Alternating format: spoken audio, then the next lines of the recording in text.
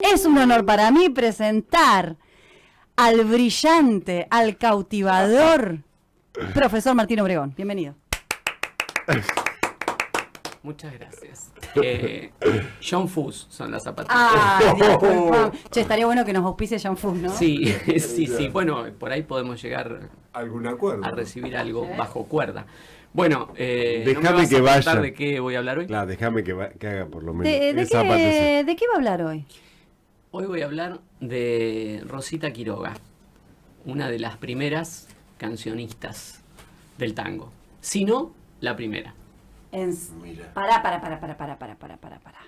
¿Cómo la primera? La primera. ¿Cancionista? Sí, la primera. La primera que llegó al disco. ¿Usted se atreve a decir la primera? Sí, claro que me atrevo. Mira, conseguí 2 vinilos. ¿Sí? De Rosita Perfecto. Quiroga, Perfecto. así que vos me inspirás. Los conseguiste, ya los tenías. Bueno, tenía, exacto, O sea, pero los bueno. conseguiste de tu... revisando, de tu porque vos me discoteca. tirás la consigna y yo me zambullo. Sí, vamos a hablar de Rosita Quiroga. Figura, digamos, emblemática de la década del 20, sobre todo. La década del 20 es la década de las cancionistas. La década del 20 y la década del 30, digamos, ¿no? Pero, bueno, tal vez más la del 20 incluso, donde las cancionistas compiten mano a mano con, por ejemplo, con figuras de la talla de Agustín Magaldi, incluso de Carlos Gardel, ¿no?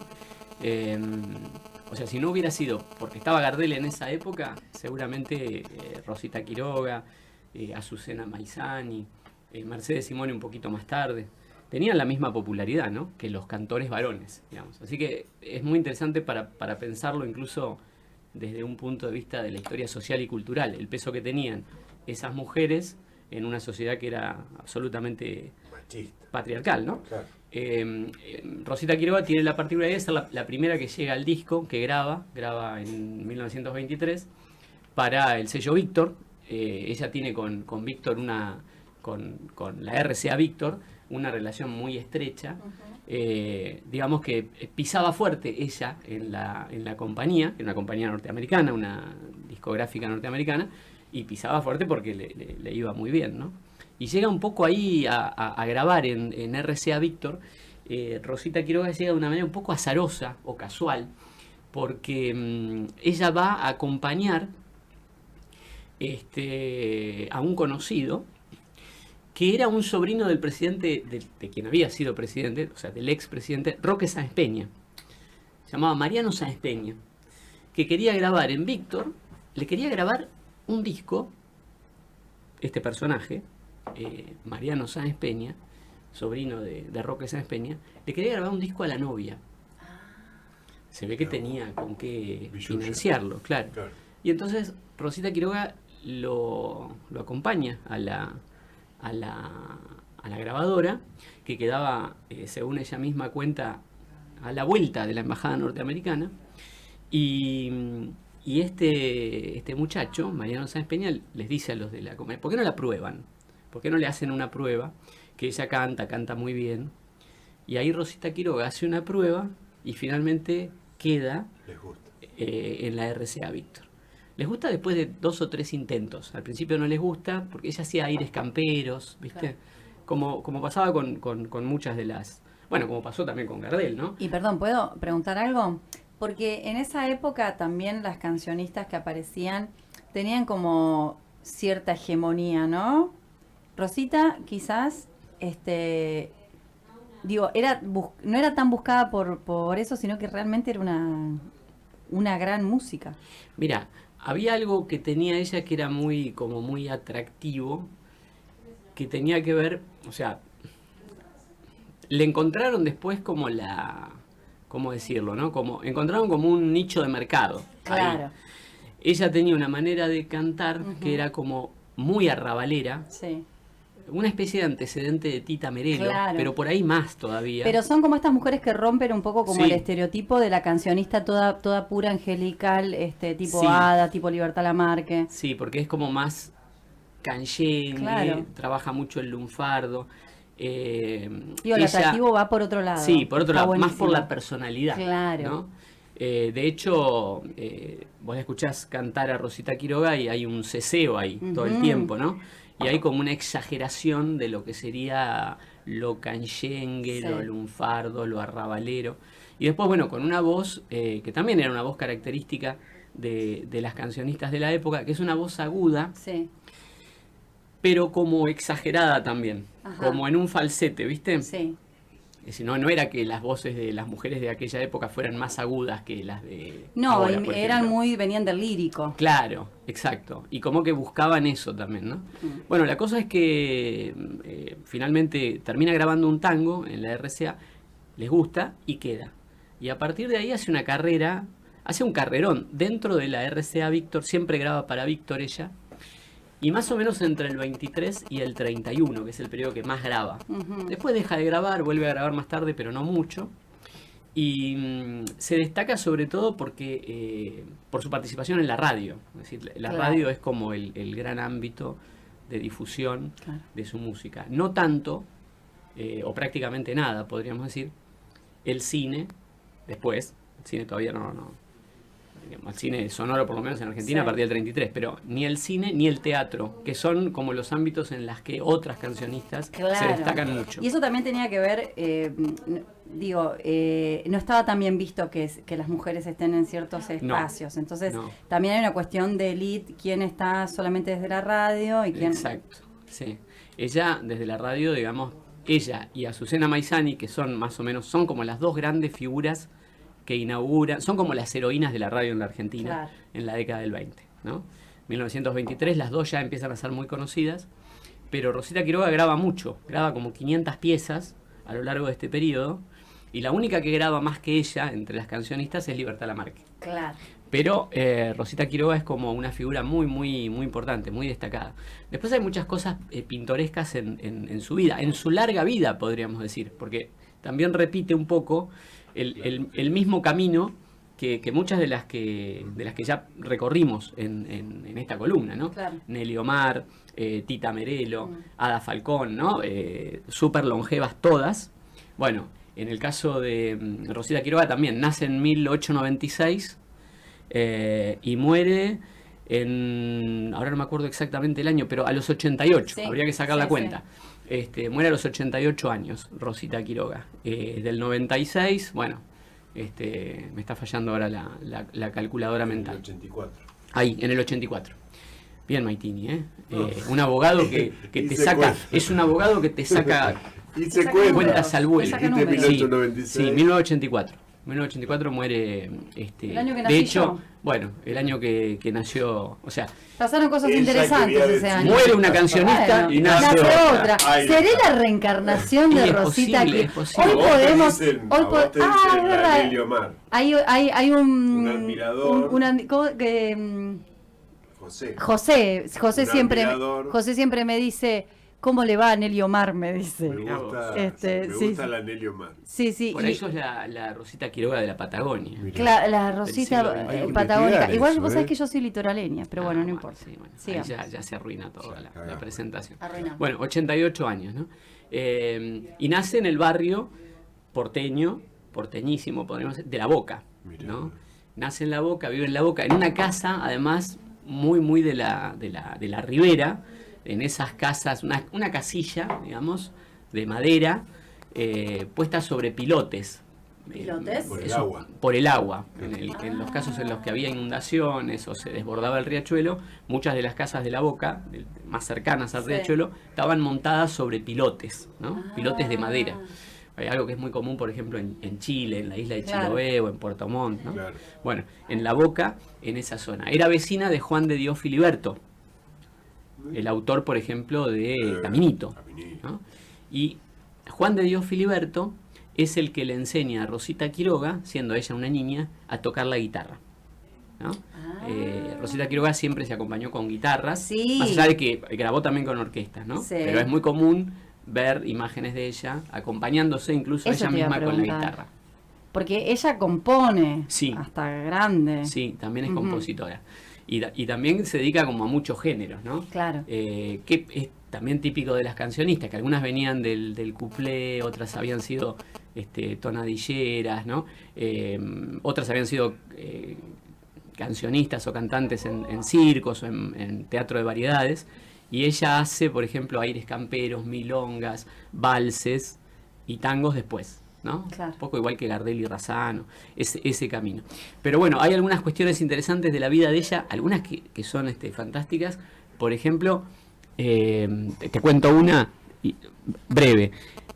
Eduardo Arolas, el tigre del bandoneón, el autor del programa, del tango que da nombre al programa, que da nombre al programa, cortejaba a una de sus hermanas.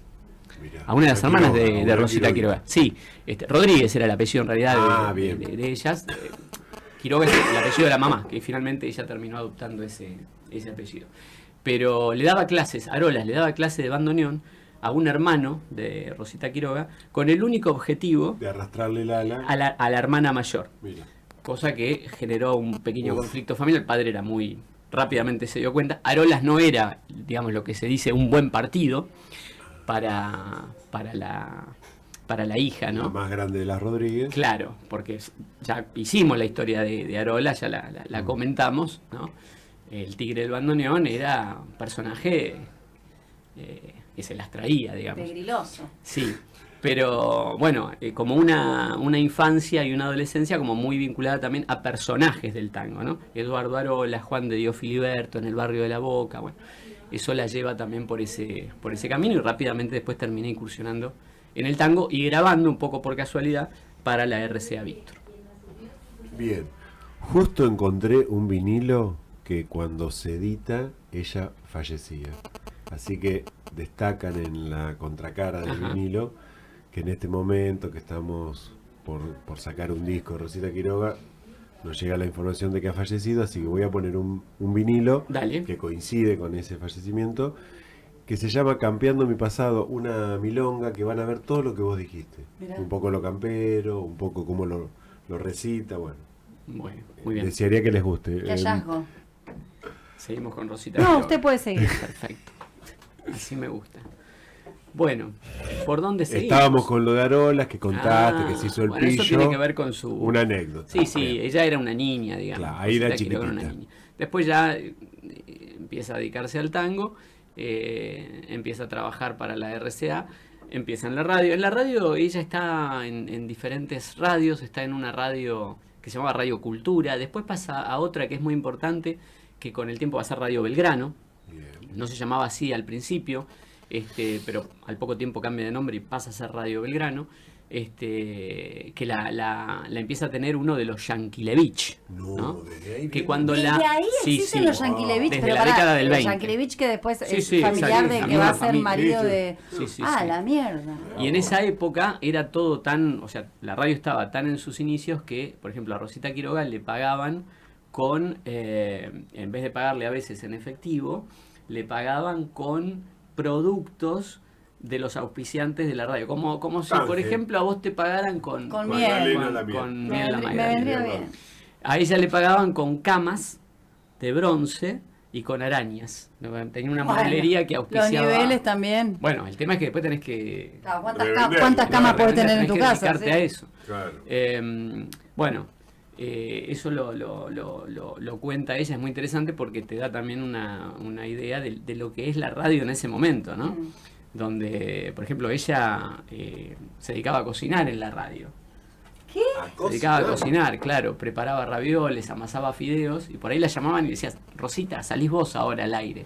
Eran 6 o 7, se pasaban todo el día en la radio, comían ahí, elaboraban la propia comida, todo.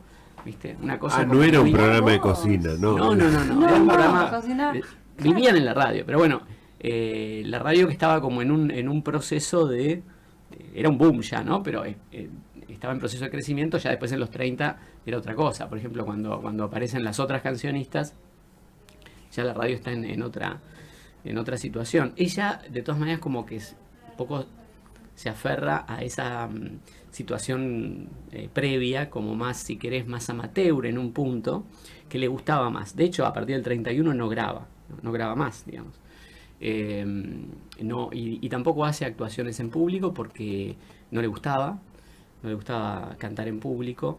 se sentía como presionada, etcétera. Por eso tampoco en teatros ni en otros ámbitos. Siempre la radio fue como la radio y el disco, los dos soportes que de alguna manera la preservaban de ese contacto mano a mano con el público, ¿no? Y quería tirar un dato más que me parece muy interesante, que tiene que ver con un letrista del que alguna vez hablamos, que es Celedonio Flores.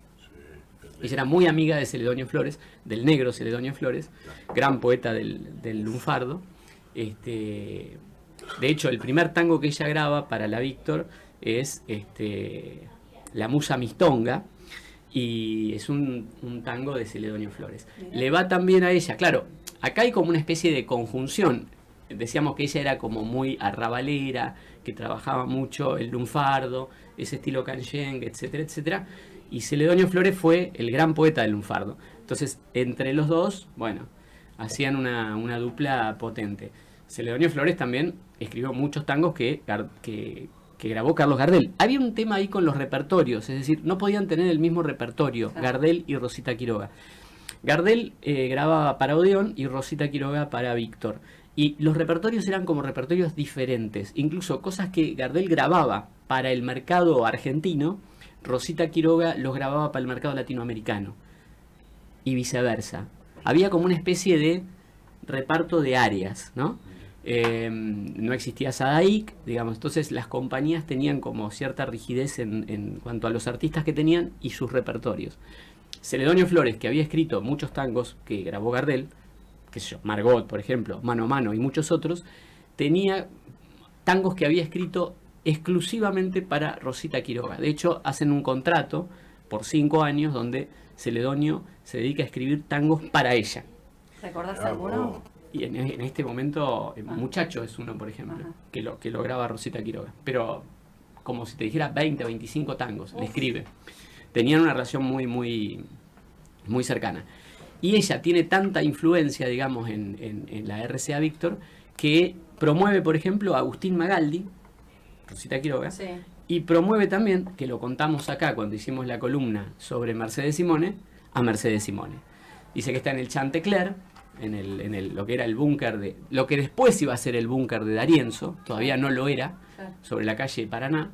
Estaba Rosita Quiroga y escucha cantar a Mercedes Simone en el Chantecler. Y ahí, justo en el lugar donde estaba ella, estaba con Rosita Quiroga, uno de los gerentes de la Víctor, el gerente discográfico de la Víctor en Argentina, y le dice, tomale una prueba a la morocha esa, que era Mercedes Ella Simone. Le dice. Rosita Quiroga. Ah, mirá, a ella le gustó. Sí, le gustó, le encantó. Dice, a esa morocha tenés que tomarle una prueba.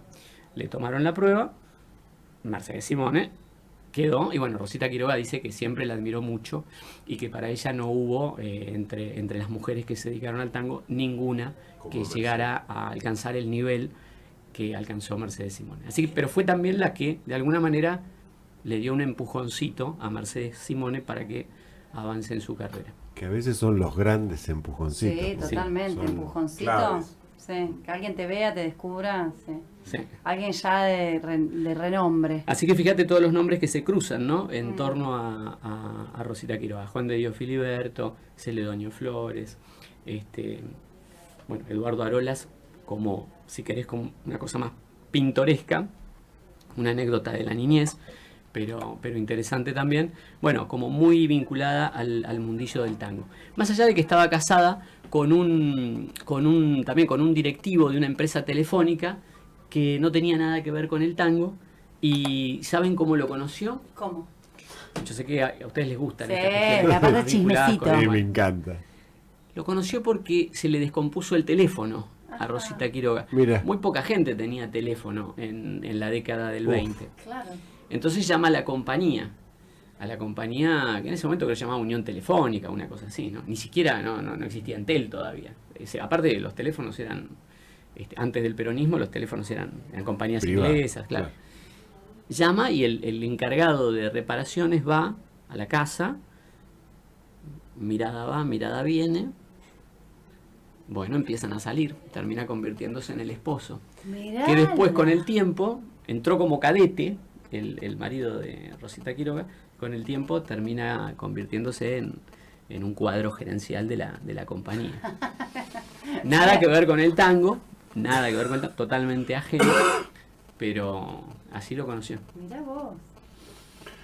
Bueno, Bueno. vamos. Muy interesante, cerrando profesor. esto. Me Muy gustó lindo. mucho la columna. Me gusta mucho el personaje de Rosita. ¿Sabés qué es lo que más me gusta? Que sea cantante y música también, ¿no? Que ella que Compositora. componga y Claro, que se mantuvo. sí. Esta cosa campera de su música, como bastante disruptiva Sí. dentro del.